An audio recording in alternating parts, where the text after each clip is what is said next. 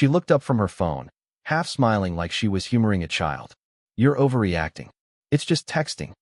The glow from the screen lit her face, pale and distant. I'd seen that light 1,000 times, but lately it belonged more to her phone than to me.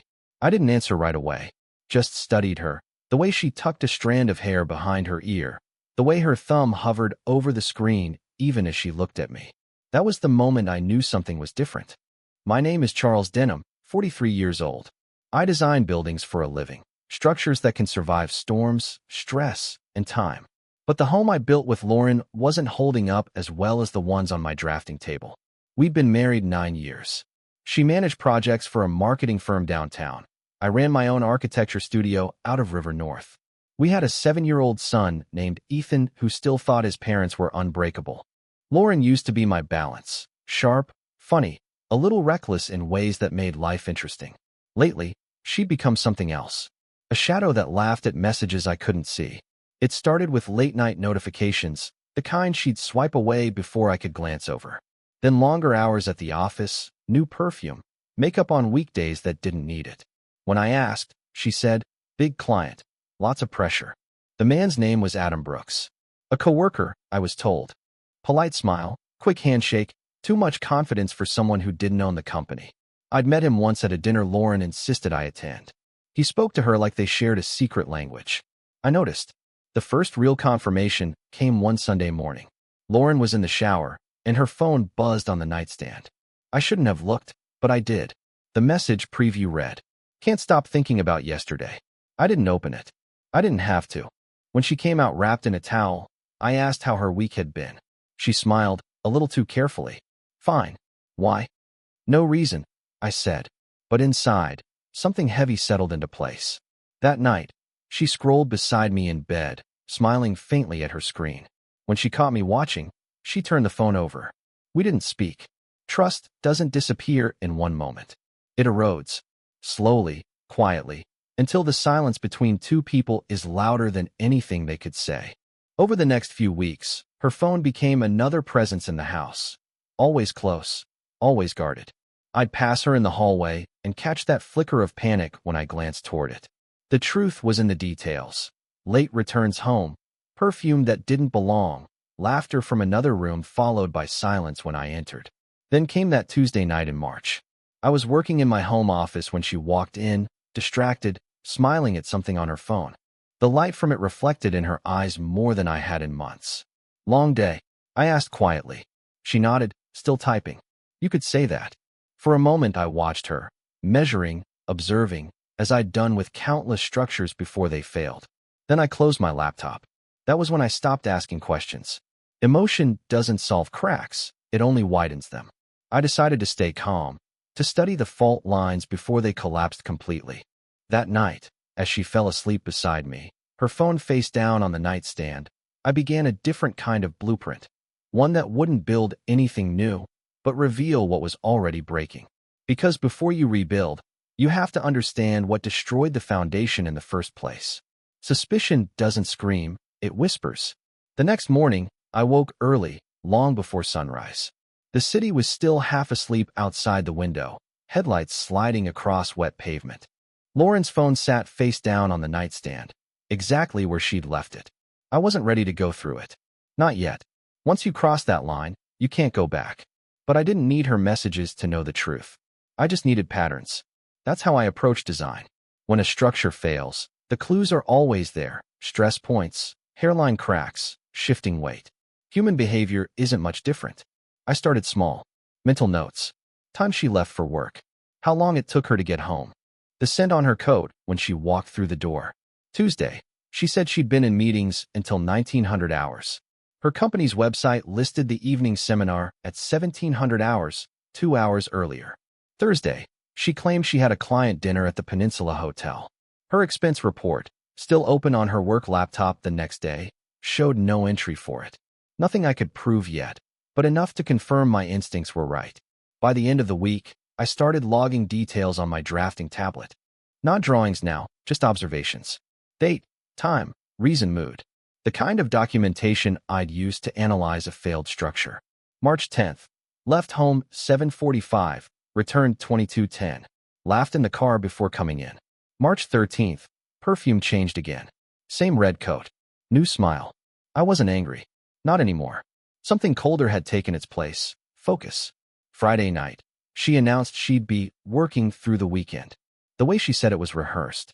I nodded, pretending not to care. That's the trick with people who lie. They expect resistance.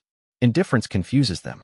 When she left Saturday morning, I followed, 3 blocks behind in my old black Lexus. The one she never noticed because she never really looked at me anymore. She drove downtown, parked near the river, and walked into the Drake Hotel. Alone. 10 minutes later, Adam Brooks arrived. Casual clothes, easy confidence. He held her hand before they even reached the elevator. I watched them disappear. For a long time, I sat in that car, engine idling, hands steady on the wheel. The city moved around me. Buses, taxis, people rushing toward places that mattered. I felt none of it. When she returned home that evening, she acted tired, kissed my cheek, and said, "Long day." I nodded. "You deserve some rest." That night, I didn't sleep. I kept replaying the image of her hand in his, calm and careless. It wasn't betrayal that hurt the most. It was how comfortable she looked doing it. By morning, I made another decision. Emotion was done. Now it was about proof. I called an old friend from my early contracting days, Eddie Lopez, who now ran a private investigation firm. I told him I needed discreet documentation. No drama, no confrontation. He didn't ask for details, just said quietly, "You'll have what you need." After hanging up, I looked at the sketchbook on my desk, half-finished designs for a client's townhouse. Clean lines, solid foundations. Structures that wouldn't fail under pressure. Funny how buildings were simpler than people. Lauren came downstairs a few minutes later, still sleepy. "You're up early," she said, pouring coffee. "Deadlines," I replied. She smiled faintly, kissed my shoulder, and left for her shower. I waited until I heard the water running before I opened my laptop and transferred Eddie the retainer. This wasn't revenge. It was architecture. Every truth has a blueprint. You just have to know where to look for the cracks. Eddie didn't waste time. By Tuesday, he sent the first update. 2 photographs, time-stamped 1842. Lauren and Adam at the Riverwalk Cafe, their heads close together, his hand resting lightly on hers. The next image showed them walking out side by side, her face lit with that same soft smile she used to save for me. I stared at those photos for a long time. Not with rage, just quiet confirmation. Truth doesn't always hurt. Sometimes it steadies you. That night, Lauren came home late again. She said the agency's new campaign was demanding extra hours.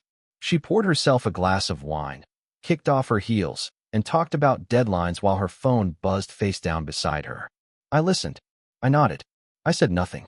By the end of the week, Eddie's reports had turned into a full dossier. Dates, times, locations. The Drake Hotel, a rooftop bar in Lincoln Park. 2 late lunches near her office. Every detail precise, every image clear. The last set of photos hit differently. Saturday, 21:15. Lauren stepping into a hotel suite, Adam holding the door. She didn't glance around, didn't hesitate. She was comfortable. At home, I sat alone in my office after Ethan had gone to bed, scrolling through the pictures until I couldn't feel my hands. The city lights flickered beyond the blinds. I designed half the skyline they reflected off of, yet none of it meant anything right then. At 2300 hours, Eddie called. "You good?" he asked. "I'm steady," I said. He exhaled. "You want me to keep going?" "Not yet. I have enough." After the call, I turned off the lights and just sat there, listening to the hum of the refrigerator and the faint buzz of her phone charging in the kitchen. She was in our bedroom, humming softly as she brushed her hair. Ordinary sounds, ordinary moments, yet everything about them felt counterfeit now. People think anger is loud. It isn't. It's quiet, cold, focused. The next morning, I backed up all the evidence to a private cloud drive. I didn't know if I'd ever use it in court, but I needed the security of facts. Emotion fades, documentation doesn't. Then I started thinking about Ethan, the one person who didn't deserve any of this. The only reason I hadn't packed a bag and left that night. His world still believed in bedtime stories, not betrayal. I wouldn't let her tear that from him. So I played the role. The steady husband. The man who made coffee every morning, who smiled through small talk, who pretended not to notice the late-night texts and muted calls. Lauren must have felt safe again. Her laughter returned, her lies smoother. She believed she'd gotten away with it. And maybe, in a way, she had, because I wasn't planning to confront her anymore. Not until I understood the full design of what she'd built. Every betrayal has an architecture. The first lie is the foundation, the next few as walls, until the structure stands tall enough to hide behind. My job was simple: study it, find the weak point, and wait. That Sunday evening, while she was upstairs putting Ethan to bed, I sat in the kitchen with a glass of bourbon and stared at the folder of evidence. In architecture, destruction isn't chaos, it's precision. You don't swing blindly. You remove one beam, one joint, and the entire frame collapses. I wasn't angry anymore. I was patient, because I'd learned long ago, patience is the most elegant form of power. By April, I'd stopped reacting and started planning. Lauren thought the silence meant forgiveness. It didn't. It meant calculation. I began with finances. Our accounts had always been joint: mortgage, credit cards, savings. I knew every number by heart, but I started verifying everything again. Quietly, methodically. 2 transfers caught my eye, small enough not to draw attention. $600 here, $850 there, all marked business expenses. The withdrawals matched the same weekends she'd worked late. I called the bank. The charges led to a luxury spa in Evanston and a high-end restaurant in Streeterville. Both places Eddie had documented in his reports. She was using our money to fund her affair. That was fine. Every dollar spent would soon become evidence. I moved my own funds into a private business account, one Lauren didn't know existed. Years in architecture had taught me the value of separation, load-bearing walls, independent supports.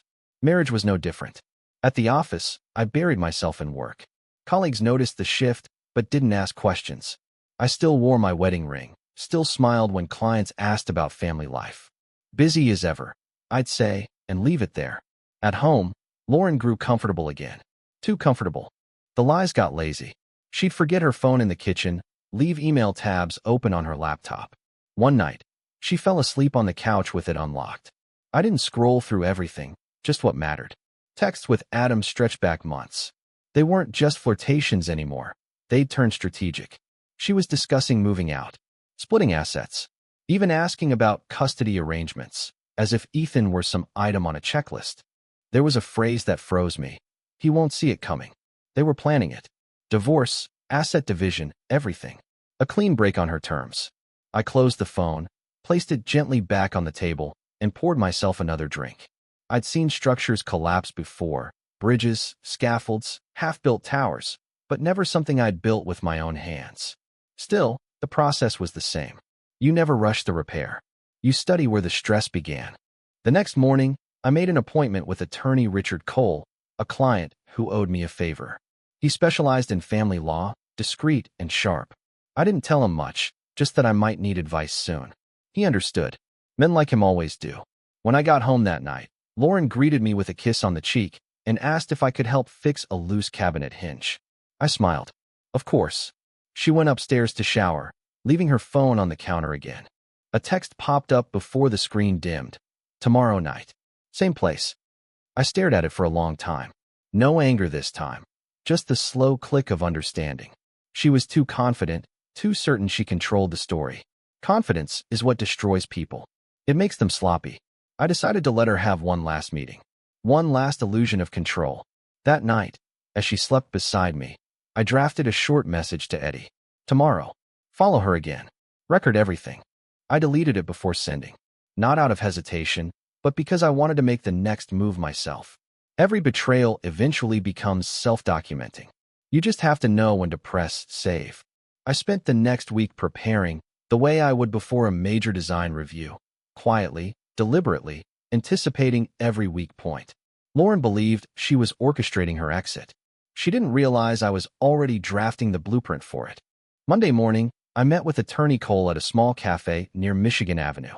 I handed him a single envelope: Eddie's photos, transaction records, a copy of the suspicious text threads I'd captured. He looked through them slowly, expression unreadable. "You've got more than enough," he said. "If she files first, this gives you leverage." "I don't want revenge," I said. "Just clarity." He smiled faintly. Clarity usually costs someone something. Before leaving, He gave me two pieces of advice. 1. Don't confront her yet. 2. Start protecting assets quietly. So I did.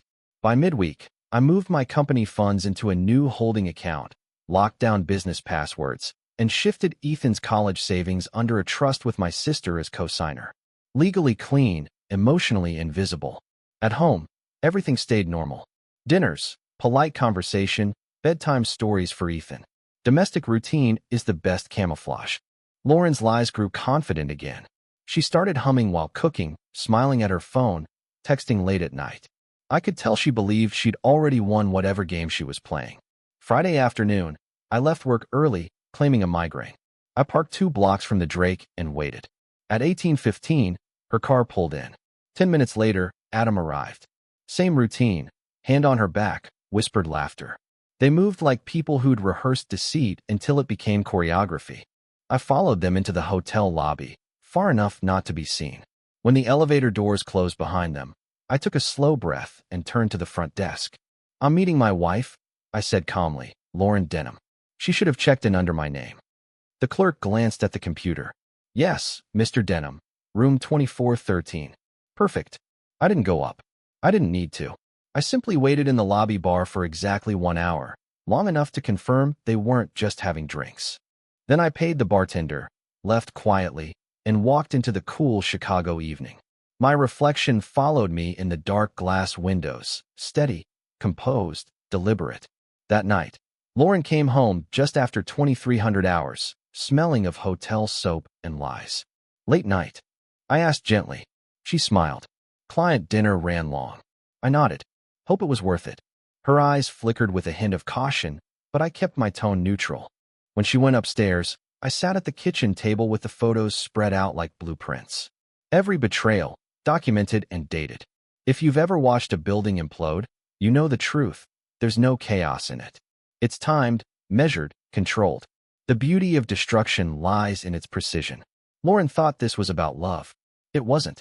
It was about structure, what holds, what breaks, and how to dismantle something without debris hitting what still matters. That night, I backed up the final recordings and stored everything in a folder labeled Project Meridian. A small private joke. Meridian means balance. When she climbed into bed beside me and whispered goodnight, I whispered it back.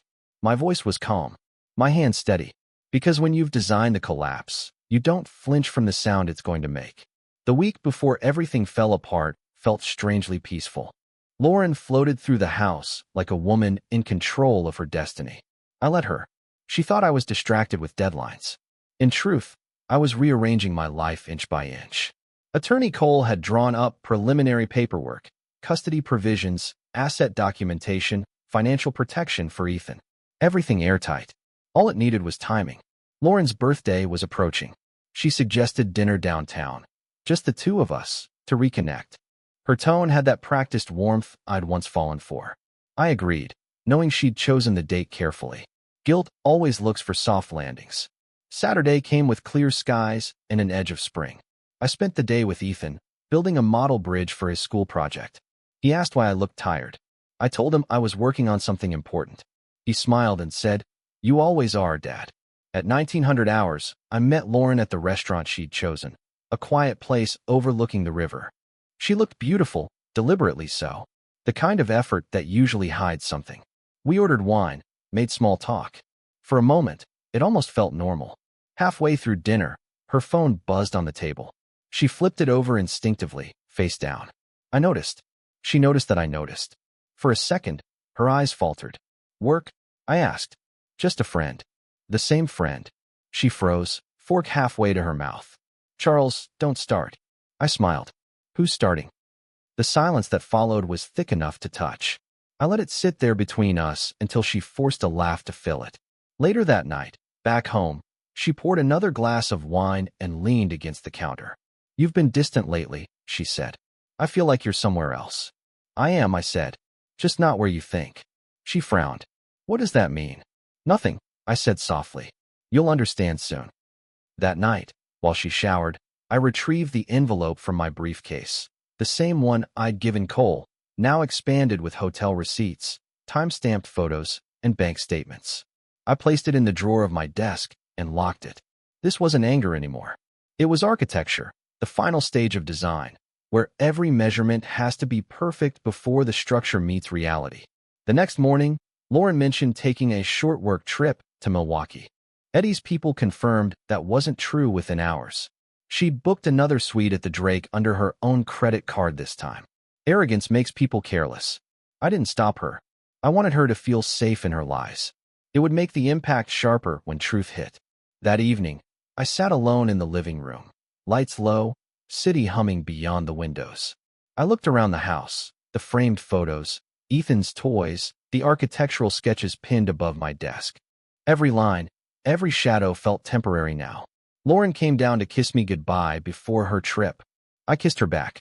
"Be careful," I said. "Always," she smiled. The door closed behind her. The silence that followed was heavier than any storm. At 21:15, I sent a message to Attorney Cole. "Proceed as discussed. Deliver Monday morning." Then I poured a drink and waited for dawn. Because when truth is ready to rise, it doesn't need witnesses. It only needs timing. Monday arrived quiet and gray, the kind of morning when the city feels half asleep. I dropped Ethan at school, watched him run toward the doors, and told myself that no matter what happened next, he would stay safe inside the walls I was building for him. By 9 o'clock, Attorney Cole had already delivered the documents to Lauren's office: formal notice of legal separation, petition for primary custody, and a detailed evidence package attached. No shouting, no scandal, just paper and truth. I didn't call her. I didn't need to. At 11:32, she called me instead. Her voice shook. "Charles, what is this?" "Documentation," I said evenly. "Architects believe in proof." "You went through my phone? You had me followed?" "I confirmed what you built," I replied. "You chose the materials. I just traced the design." There was silence, long, brittle, frightened. Then, "We can talk about this." "We will. In court." She started to cry, soft at first, then panicked. "Charles, please, this doesn't have to destroy everything." "It already did," I said quietly. "You just didn't notice when it happened." I ended the call and sat there for a while, watching the city move outside my window. I didn't feel satisfaction, not yet. Justice takes longer to settle in. At 1400 hours, Cole texted, "She's meeting with her attorney now." Reactions about what you'd expect. By evening, she came home. No greeting, no excuses. She just stood in the doorway, eyes red, hands trembling around her phone. "How long have you known?" she asked. "Long enough to understand," I said. Her voice cracked. "I made mistakes." "No," I interrupted softly. "You made choices. That's different." She looked around the house as if seeing it for the first time. The framed sketches, the empty coffee mug on the counter, the life she'd already walked out of long before today. "Is there someone else?" she asked finally. "Is that why you're so calm?" I almost smiled. "No, Lauren. There's no one else. I just stopped needing to explain myself to someone who already replaced me." For a while, neither of us spoke. The air felt heavy with everything unsaid. The years, the promises, the quiet erosion that brought us here. "I never meant to hurt you," she whispered. "You didn't," I said. "You just ended the story sooner than I planned." She left the room, slow and defeated. I watched her climb the stairs, each step quieter than the last, until I heard the bedroom door close. That night, I sat in my office with the lights off, the city glowing faintly through the blinds. For the first time in months, I felt still. The plan was complete, the structure intact. Yet a strange peace came over me. Not triumph, not revenge, just release. The truth was finally doing the work I couldn't. Tomorrow would bring fallout, attorneys, negotiations, explanations to a 7-year-old boy. But tonight was the pause between destruction and rebuilding. Every architect knows that moment. The silence before the dust settles, when you can finally see the shape of what survived. And in that silence, I realized I hadn't lost everything. I just made space for something honest to stand again. 3 months later, the house was quiet in a different way. No tension, no half-truths floating between walls. Just the steady rhythm of normal life returning. Lauren moved out the week after our first court hearing. Her attorney tried posturing, claimed my surveillance was an invasion of privacy. Cole dismantled it in 5 minutes. The photographs, the texts, the financial records, they weren't revenge. They were verification. The court saw that. Custody went smoothly. I wasn't trying to erase her. I was protecting Ethan. She kept visitation every other weekend. When she picked him up that first Friday, she wouldn't look me in the eye. The woman who once filled every room now stood in the doorway like a stranger waiting for permission to leave. The silence after they drove away was the deepest I'd ever known. But it wasn't empty, it was clean. I returned to work, threw myself into new designs. Clients noticed a change. My lines grew simpler, my plans more deliberate. "You're working lighter these days," one of them said. I smiled. "I'm building without unnecessary weight." Some evenings, after Ethan was asleep, I'd sit on the back porch with a drink and listen to the city breathe. The distant rumble of the L train, the muffled sirens, the hum of a place still alive. Chicago never stops moving forward. Maybe that's why I love it. Lauren sent an email once, apology disguised as closure. She wrote about confusion, loneliness, temptation. I read it twice, then deleted it. I'd already learned that forgiveness isn't something you announce. It's a choice you quietly live. Ethan adjusted faster than I did. Kids adapt when adults stop lying. He still asked about his mom sometimes, and I always answered honestly. "She loves you," I'd say. "She just lost her way for a while." That seemed enough for him. By July, the legal process ended. The house, the business, and Ethan's future were secure. Cole shook my hand across his office desk. "You handled this better than most," he said. "Most men burn everything down." "I build things," I replied, "even when they fall apart." That weekend, I took Ethan to Navy Pier. We rode the Ferris wheel, ate greasy popcorn, watched the skyline stretch over the water. He pointed toward one of my buildings downtown and said, "That one's yours, right?" "Yeah," I said, still standing. When we got home, I tucked him into bed and lingered at his doorway longer than usual. There's a quiet satisfaction in survival, not the noisy triumph of winning, but the calm recognition that you endured without becoming what hurt you. Later that night, I sat at my desk and opened a new sketchbook. The first page stayed blank for a while. Then, slowly, I drew the outline of a foundation. Not for a client this time. For me. People think stories like mine end with revenge. They don't. They end with understanding. You stop trying to rebuild what collapsed, and instead, you learn how to stand alone without shaking. As I closed the book, I thought of something my father once said when I was young. A man's strength isn't proven by what he destroys, but by what he refuses to let break him. The house creaked softly in the night wind, but it held. Everything I needed still stood. The truth, my son, and the quiet peace that comes only after the dust settles. Sometimes justice doesn't roar. Sometimes it just exhales. If you like this story, don't forget to give it a thumbs up and share your thoughts below. Haven't subscribed yet? Go ahead and hit that subscribe button and turn on the bell so you won't miss the next one. Thanks for watching. See you in the next story.